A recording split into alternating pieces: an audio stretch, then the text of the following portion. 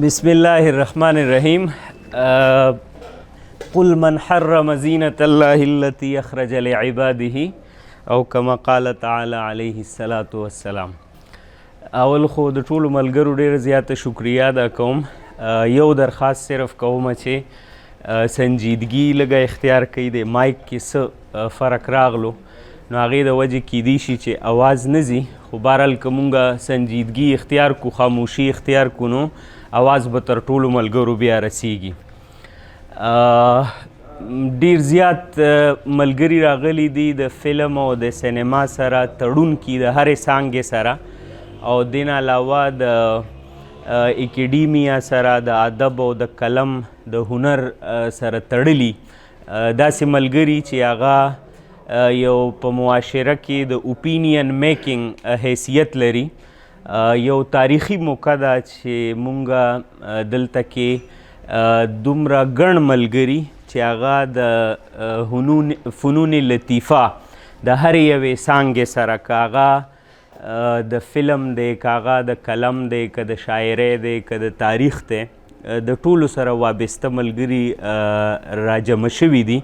نو دا یو ډیر لوی نعمت دی. باید چې مونږ په سنجیدګۍ سره دا ناسته تر اخره بوزو او د یو بل خبرې په ډیر سنجیدګۍ سره واورو. ما ته چې کومه موضوع روغاني صاحب په حواله کړې وه، سینما اینڈ سوسایټي، ټولنه او د سینما ترمنځ څه تعلق دی، نو هغه خو ډیره یو غځېدلې موضوع ده، خو زه کوشش کوم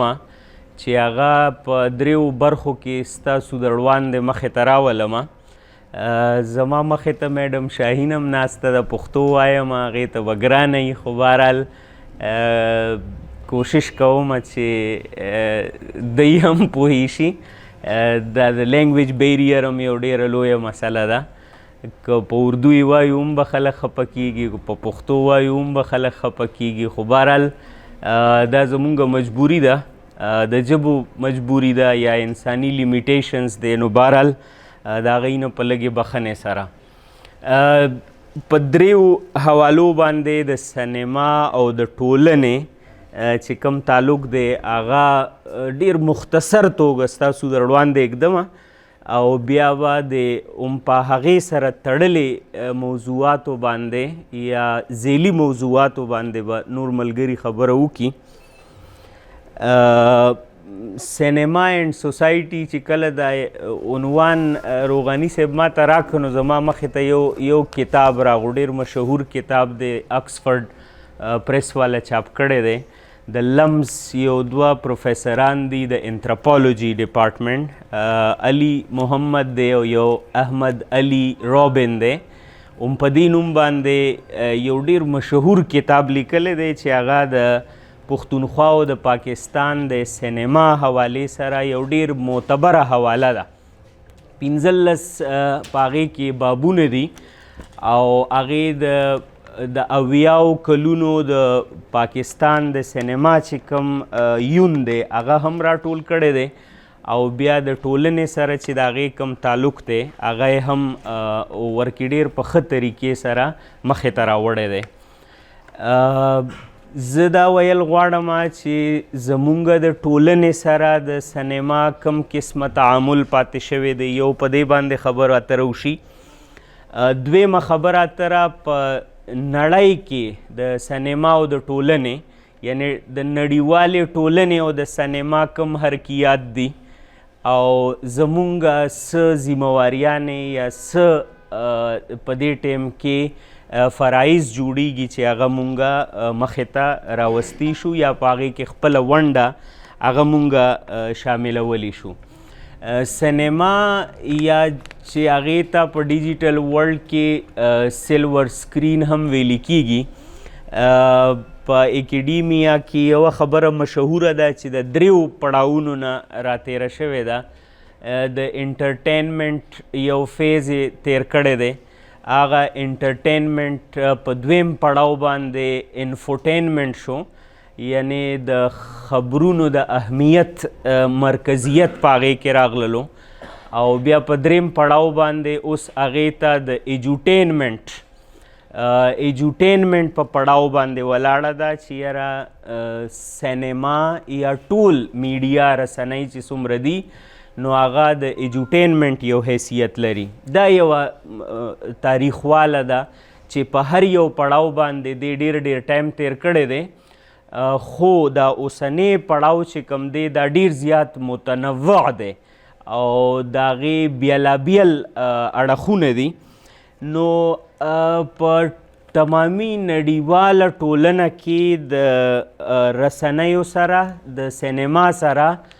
زمونږ تعلق ډېر ځانګړی دی. د هیڅ چا تعلق ورسره داسې نه دی څنګه چې زمونږ د ټولنې دی. زمونږ نه مراد د پښتونخوا ټولنه زه یادوم. د دوی د کلچر د وجې، د دوی د قدرونو د وجې، د دوی د خپلې پښتونوالې د وجې د دې د ډاینامیزم سره هغه فریکوینسي چې کوم ده هغه نه برابریږي. خو بهرحال که مونږ په دوو ټکو کې د سینما او د ټولنې تعلق رانغښتل غواړو نو د دې دوه څیزونه ډېر ضروري دي، دوه جهتونه، دوه اړخونه ډېر ضروري دي. یو خدا دی چې یاره سینما میرر آف د سوسایټي ده، دا ریفلیکشن دی. خو دویم تړون د دې د تاثیر سره دی چې د دې دا د ټولنې انعکاس هم کوي خو په ټولنه باندې تاثیر هم ډیر زیات کوي. یعنی دا به یک وخت ډرایوینګ فورس هم دی او میررایزیشن یا د هغې د انعکاس هغه صورت هم لري. دا تاثیر پکې ولې ډیر زیات دی؟ د هغې یو ډیره عامه فطري وجه دا ده چې هغه حقایق چې کوم په حواسو کې راځي د هغې تاثیر ډیر زیات وي. دا یوه منلې مفروضه ده. نو په دې سینما کې هغه حقایق چې هغه د حواسو په ولکه کې ډیر زر نه راځي، هم د سینما په وساطت سره هغه انسان وویني، هغه انسان واوري او د حواسو ولکې ته راشي. په دې وجه باندې هغه تاثیر د دې اکسلریټ شي، ډیر زیات شي. دویم عنصر پکې دا دی چې دا د حقیقت سره سره فکشن هم ملګری کوي. نو چې کله دا د حقیقت سره فکشن ملګری کی نو د نن د نړۍ فوق حقیقتونه هغه هم په خپله موضوع کې دا راولي. د دې د وجې نه د دې تاثیر ډیر زیات وي. بل یو کمال په دې کې دا وي چې دا په یو وخت باندې تا د حال، مستقبل او د ماضي تقسیم هغه مات کی او هغه په خپل کنټرول کې واخلي. په دې وجه هم د دې تاثیر چې کوم دی هغه ډیر زیات دی.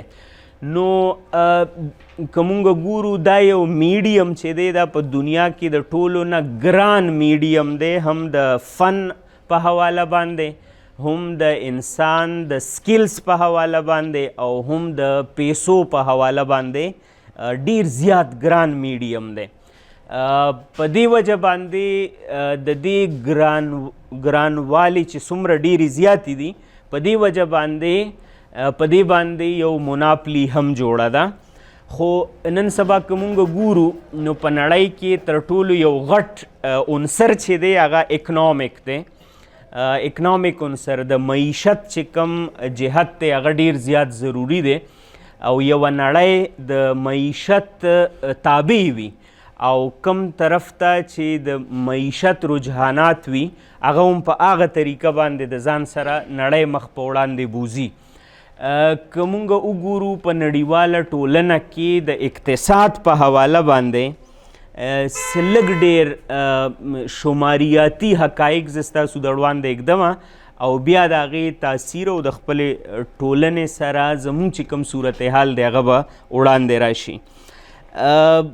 مونږ که ګورو نو د سینما د تاثیر په حواله باندې چې کوم پړاوونه مونږ ستاسو وړاندې ما کېښوده، د دې نه علاوه اوس سینما په دوو نورو غټو اصطلاحاتو کې مونږ راغونډوو چې یو ته ګلوبل سینما وایي، یو ته تھرډ ورلډ سینما وایي. نو لږ په تھرډ ورلډ سینما باندې صورتحال باندې به هم خبره کوم. د دې په تاریخ کې نه ځما چې یاره دا څنګه شروع شو او چا شروع کو د کوم ځای نه شروع شو ړومبی څوک و. اکثر زمونږ د څېړنو دا یو معیار وي چې یاره ړومبی څوک دی او بابا یې څوک دی، او دا څیزونه په خپل ځای باندې ټیک دي، خو بهرحال د اوسني وخت په حواله باندې چې کومې تقاضي دي نو باید هغې باندې زیاته خبره اتره وکړی شي. صرف دومره به ووایم چې غږیز انځورونه یا حرکت کوونکي انځورونه د دې تاریخواله که تاسو ګورئ هغه به د فرانس سره جنګیږي، نو په فرانس کې انقلاباتو ته هم بیا تاسو وګورئ او د علمي نړۍ کې د فرانس ورکړې ته هم بیا تاسو کتلی شئ. د دې نه د دې دواړو هغه تړلې یا کلک چې کوم جوت تعلق دی هغه هم مخې ته راځي. د کورونا نه اول چې د دې کوم شماریات دي سالانه د سینما د نړۍ، نو 50 بلیونه US ډالر ریوینیو د کال دا صرف د بالیووډ د سینما ده، او د دې سره 20 لکه خلک په روزګار وابسته دي. 20 لکه خلک د صرف د بالیووډ د سینما سره په روزګار کې وابسته دي، او د کرونا نړوان دی د دې سالانه ریوینیو چې کومه راغلی ده نو هغه 50 بلیونه US ډالر د ریوینیو. کیش فلو نه یادوم چې دا صرف ریوینیو ده، نو د دې چې کوم انویسټمنټ دی یا د دې کومه کیش فلو ده د هغې شماریات به د دې نه جدا جوړیږي. بیا د دې ترڅنګ تامل سینما چې کوم ده، تامل سینما په 2022 کال کې 2950 کروڑ ریوینیو په یو کال کې د تامل سینما راوړې ده. بیا ورسره د دې په څنګ کې تیلګو سینما چې کوم ده هغې 2.5 کروڑه سالانه په 2022 کې یعنی د کرونا نه بعد د هغې شماریات دا دي. بیا په 3 نمبر باندې کناړه سینما په هندوستان کې چې هغه د بالیووډ غونتې د یو غټ مهي په خوا کې هم کم کردار لوبوي. بیا په هغې کې صرف د معیشت چې کوم عنصر دی هغه 1590 کروڑه په 2022 کې دی. بیا ملیالم سینما چې کوم ده هغې 816 کروڑه ریوینیو صرف په 2022 کې زمونږ مخې ته راوستی ده. دغه رنګې د هالیووډ سینما چې کومه یادیږي په دنیا کې د کلچرل ایکسچینج او د نورو تاثیرونو نه علاوه صرف د معیشت په عنصر سره د کرونا نړوان دی 504 بلیون ډالر کیش فلو ده. د کرونا د کال نړوان دی د هالیووډ په عالمي معیشت کې د هغې چې کوم سټیټسټکس دي هغه 504 بلیون ډالر دي، او د هغې سره د روزګار چې د کومو خلکو وابسته دی د هالیووډ د سینما سره هغه 34 لاکه دی، 34 لاک 34 لاکه خلک د روزګار سره د دې وابسته دي. دغه رنګې مونږ چې هالیووډ مخې ته راشي نو مونږ عموما دا وایو چې یاره دا ګنې اروپایي سینما ده، خو داسې نه ده. په هغې باندې اجارهداري د امریکا ده. د UK سینما سټیټسټکس د دې نه جدا دي. 902 میلیونه برټش پاونډ په 2002 کې دا د یونایټډ کنګډم د هغې دغه د سالانه ریوینیو ده. دغه رنګې په 2022 کې د فرانس د سینما چې کوم ریوینیو ده هغه 1 بلیون یورو ده. دا د کرونا نه بعد فیګرز دي. سو جسټ امیجن تاسو د دې سره چې کوم دا یو عنصر وابسته دی د هغې د تاثیر او په نړۍ کې د هغې د اهمیت اندازه تاسو د دې نه لګولی شئ. بیا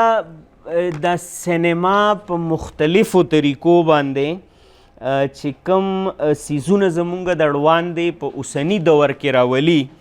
نو په هغې کې تھرډ ورډ سینما باندې زه خبره کول غواړم. هغه ډیره ضروري ده د لوستونکو دپاره، طالب علمانو دپاره. تھرډ ورډ سینما هغه یو سینما ته ویلی کیږي چې هغه دا مها سینما چې کومه ده هالیوډ یا بالیوډ دی چې کم سیزونه د کلچرل ایکسچینج دپاره یا د قدرونو جوړولو دپاره په هغې باندې مناپلی کوي د هغې صحیح مخ را څرګندولو دپاره یو بل پلیټفارم دی او هغه عموما د دباو کړې طبقې یا دی چې ورته تھرډ ورلډ وایو د هغې ریښتونې مخ هغه مخې ته راولي او په دې کې یو مومنټ چلیدلی دی سوشل سینما ورته وایي سوشل سینما چې کوم دی دا د رشیا نه اوریجینیټ شوی دی او په روس کې ډیر ډایرکټرز چې کوم دی هغوی د سوشل ریالیزم ډیپیکټ کولو دپاره مختلف قسم فلمونه هغه مخ په وړاندې راوړلی دي او د هغې یو خپل اثر چې کوم دی موجود دی خو بهرحال چې کوم مین سټریم میډیا ده په هغې کې هغه تاثیر هغه رنګې مخ په وړاندې نه دی راغلی دا تھرډ ورلډ سینما چې کوم ده په دې ته ډیر زیات چیلنجز چې کوم دي هغه د هالیوډ او د بالیوډ نه دي چې دی قدرونه جوړی هم په خپله او د هغه قدرونو قیمت هم په خپله مخې ته راوړي او د نورو خلکو د قدرونو مسخ کول هم دی کوي او هغه په یو داسې طریقه باندې کوي چې هغه د هایپر ریالټي د فوق حقیقت عمر حیثیت لري نو په دې وجه باندې نورو خلکو ته هغه چیلنج کول یا د هغې ریښتونې مخ راوستل ډیر زیات ګران وي دا مناپلی چې کوم دا د 1980 نه را روانه ده د سینما او تر دې دمه پورې هغه د امریکا یا د هالیوډ د سینما هغه قایمه ده په 1980 کې چې څومره فلمونه جوړېده په هغې کې د ټولې نړۍ برخه که ته راواخلې د هغې فیصدي چې کومه ده نو هغه 7% جوړیږي او دا باقي نور ټوله چې کوم ده نو په دې باندې د امریکا دغه دی هولډ دی ګرفت دی او هغه تر دې دمه پورې قایم دی دی دا رسنۍ څنګه قایموي پخوا د امریکا په حکومت کې USIA یو ډپارټمنټ و USIA یونایټډ سټیټ انفارمیشن ایجنسی به ورته ویله او په 70s 80s کې د هغې چې کوم بجټ و هغه مونږ نشو امیجن کولی په زرګونو خلکو په هغې کې کار کولو د دې کار به سو میشنز ټو تھرډ ورلډ یا میشنز ټو آل اوور د ورلډ هلته به یې خلکو ته فلمونه ښودل او یو انټرسټینګ خبره دا ده چې هغه مټیریل به د امریکا خلکو ته نه ښودلی کېدو چې کوم به دې ایجنسۍ جوړولو او په زرګونو فلمونه دی د 70s نه ډاکومنټریز هغه جوړی په ټوله نړۍ کې خورئ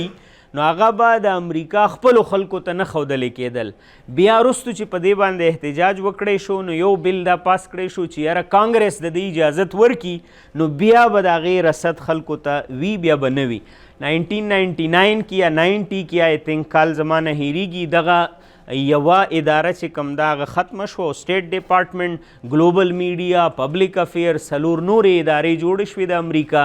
او اوس هغه د تمامې دنیا رسنۍ چې کوم ده هغه کابو کوي د هغې چې کوم اوریدونکي دي هغه د 100 میلیونو نه زیات دي او هغوی په الکترانیک میډیا باندې او د دې سره سره په فلمی دنیا کې په سینما کې چې کم اوریدونکي لري کم لیکونکي لري نو هغه ډیر زیات دی دومره دی چې لکه د هغې شماریات زمونږ مخې ته چې راځي نو انسان بالکل مبهوت کوي د حیرت په کوی باندې ورننه باسي نو دا دینه د دنیا د ډاینامیزم پته لګیږي زه صرف دا یو نکته ویل غواړم چې کم خلک په نړۍ باندې حکومت لري یا کم خلک د نړۍ واګې په خپل لاس کې ساتي نو هغوی د دې قسم میډیم نه څنګه کار اخلي په ایجوکیشن په ساحه کې د کلچر په ساحه کې د پاور سټرکچر په ساحه کې د کلچرل امپیریالیزم په ساحه کې په دې ټولو کې مونږه که د دې نه سترګې پټوو دا حقیقت نه سترګې پټول دي مونږه که د دې متبادل سوچ کوو نو ظاهره خبره ده چې هغې کې ډیر زیات چیلنجز دي خو په دنیا کې داسې مثالونه شته دی چې هغه د دې امپیریالیزم یا د دې موناپلی ته یو چیلنج ورکوي او د هغې خپل یو تاثیر هم پیدا کیږي. نو زمونږ په نړۍ کې ظاهره ده یا زمونږ په ټولنه کې چې کم مقامی قدرونه دي یا کم مذهبي اقدار دي یا زمونږ کم خپل معاشرتی اقدار دي د هغې هم په دې کې لاس دی، خو د دې سره سره د ریاستونو هم په دې کې لاس وي، د نصابونو هم په دې کې لاس وي. نو باید که مونږ د نړۍ سره یو شانتې سفر کول غواړو نو دغه میډیم ته به خپل اپروچ ټیک کول غواړي. په ټوله نړۍ کې یا په تھرډ ورلډ کې په دې ساحه کې ډیر زیات کم کار شوی دی. تاسو په خپله نړۍ کې وګورئ چې فلم سټډیز یا سینما سټډیز مونږ سره څونه ادارې دي، یا زمونږ په نصاب کې د سینما سټډي یا د فلم سټډیز څومره یو څیز شامل دی، او بیا د پرمختللې نړۍ سره هم هغه وکتلی شي. نو د دې نه ډیر په اسانه پته لګي چې یاره زمونږ اپروچ دی ته څومره بنیادي هغې کې اصلاحات پکار دي او څومره هغې ته زمونږ رصد پکار دی. عموما یو ډیر زیات هرډل په 20مه پیړۍ کې په دې نړۍ کې هغه به مذهبي قدرونه وو، خو اوس هغه قدرونه هم لګیا دي نوې تراشلي کیږي او نوې یو ساحه یا یو نوې صورتحال مخې ته راوړي. نو باید په دې حواله باندې مونږه د خپلو نصابونو، د خپل اکیډیمیا، د خپلو ادارو که هغه دولتي ادارې دي یا غیر دولتي ادارې دي یا خصوصا لیکواله طبقه، خصوصا هغه خلک چې د هنر سره وابسته دي، د هغوی ذمواري ډیره زیاتیږي چې خپل اپروچ مونږ دې طرف ته مناسب کو، یو ایستوي کو او هغه په ځمکني حقیقتونو باندې اډانه کو. که په ځمکني حقیقتونو باندې نه وي نو تاوان به یې د معیشت په نړۍ کې، د سیاست په نړۍ کې، د کلتور په نړۍ کې او په تمامو چې څنګه مونږ د هغې نه لګیا یو سفر کیږو دا به نور هم سفر کیږي او مونږ به نور د تاوان سره مخ کیږو. د توجه مو یو نړۍ مننه. نور ډېر ملګري دي ځکه خپل خبره دلته کې راټولوم او په دې ځای باندې ختموم. په دغه ساحه کې تجاویز څه دي، وړاندیزونه څه دي، لاملونه څه دي د ښه والي دپاره او د دې د بد اثراتو نه د بچ کېدو دپاره هم. یعنی دا سینما صرف داسې یو مثبت چیز نه دی چې دا صرف اور صرف خیر راوړي، نه نه نه نه، د دې د شر عنصر هم د دې نه ډېر زیات غټ دی. نو باید په دې دواړو باندې یو متبادل یا یو د ځمکني حقیقتونو باندې اډاڼه اپروچ هغه مونږ مخې ته راوړو او په دې حواله باندې به ملګري وړاندیزونه هم مخې ته راوړي. ستاسو ډېره زیاته مننه، قدرمن اوسئ.